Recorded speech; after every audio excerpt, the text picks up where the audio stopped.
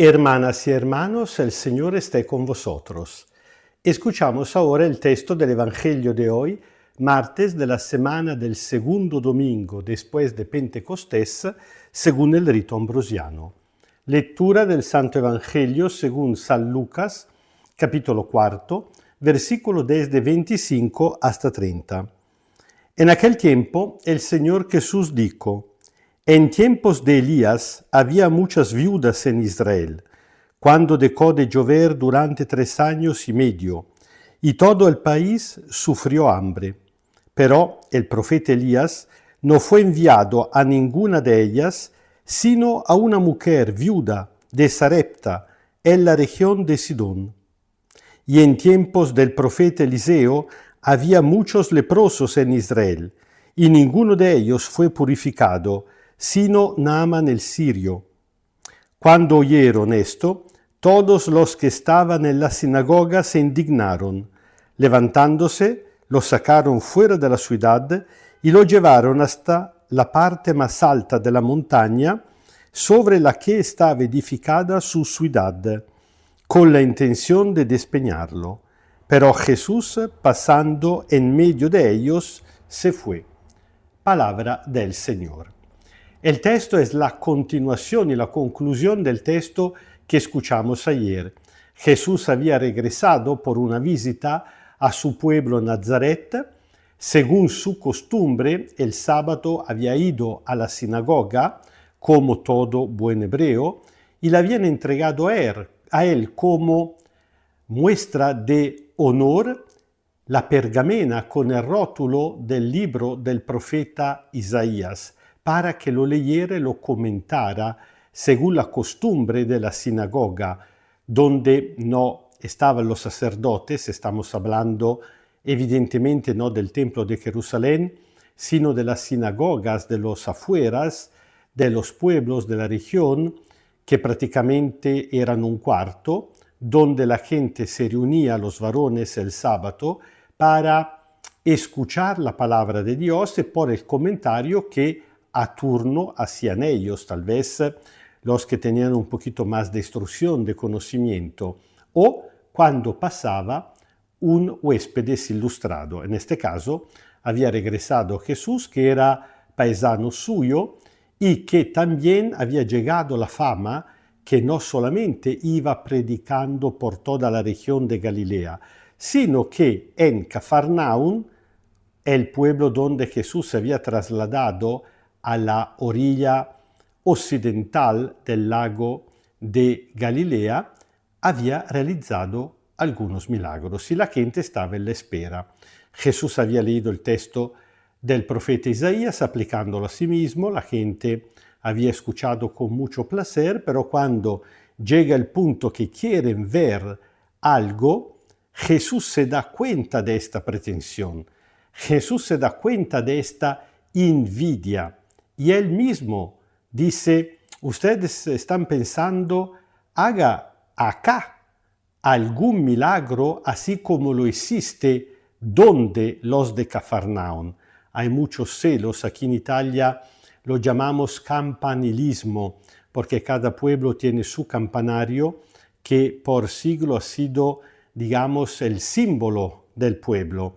Y cada pueblo tiene su campanario diferente, cada pueblo trata de hacerlo lo más bonito posible porque se transforma en el símbolo mismo del pueblo. Así que decir campanilismo significa rivalidad entre los campanarios, metáfora para decir rivalidad entre los pueblos.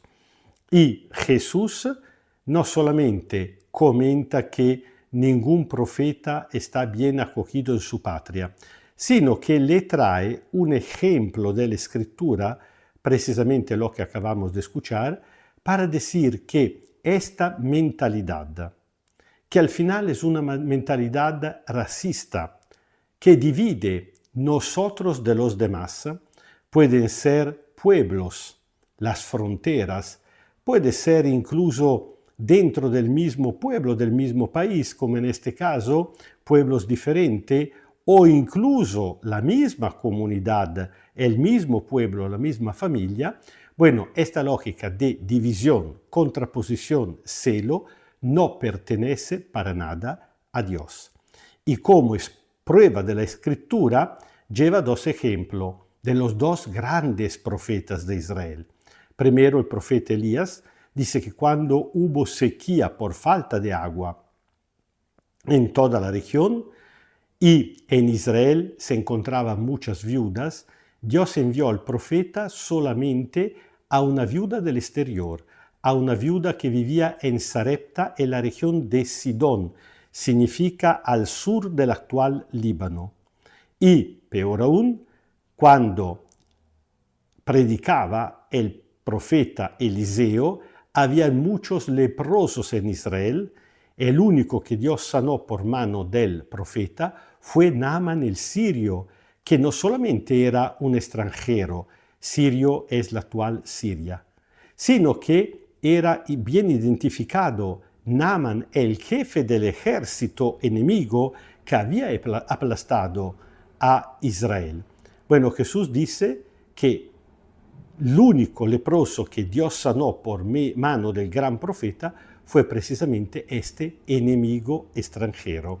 Dos ejemplos para poner en claro cómo nosotros sí seguimos dividiendo entre los nuestros y los demás, entre conciudadanos y extranjeros. Cuántas veces incluso dentro de la iglesia tenemos que, y personalmente sigo haciéndolo, enocarnos, diciendo que hay que dejar de pronunciar la palabra extranjero porque lleva dentro la raíz extraño.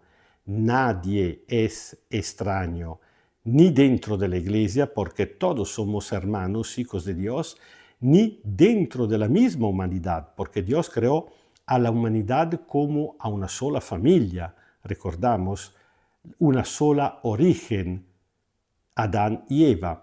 La Biblia hubiera podido decir, claro, estamos dentro de un cuento, de una narración simbólico, metafórica, parabólica, hubiera podido decir de manera más directa, más realista, que Dios había creado a muchos pueblos. No, subraya la unidad, la unicidad del género humano, precisamente hablando de una sola pareja.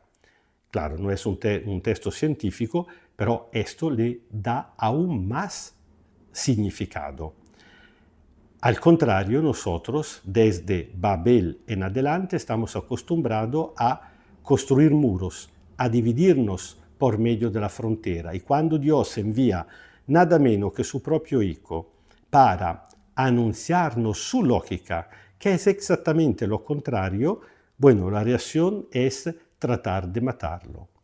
El texto termina diciendo que pero Jesús, pasando en medio de ellos, se fue. No dice cómo pasó en medio de ellos. Todo el texto, a pesar que no cabe duda que fue un episodio muy concreto que pasó en Nazaret al comienzo de su misión, pero la perspectiva del evangelista se transforma también en una metáfora de toda la misión de Jesús.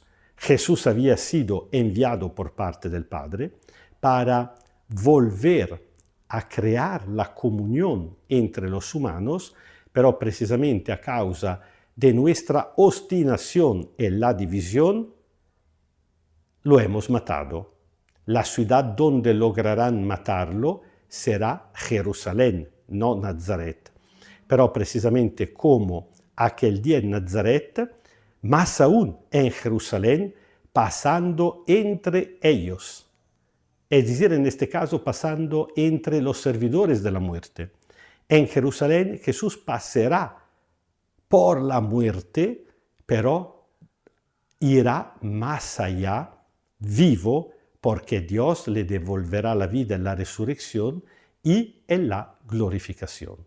El Señor esté con vosotros. Kyrie eleison, Kyrie eleison, Kyrie eleison.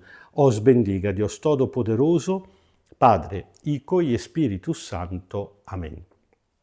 Y tratando de verificar, de controlar nuestro pensamiento, nuestra actitud, en el caso que nosotros también nos descubrimos enredados en esta mentalidad de división, de contraposición, de considerar a otros como extraños a nosotros, entonces pedimos de manera muy fuerte el don del Espíritu de Pentecostés, este Espíritu que logró hacer de toda la humanidad la única familia de Dios.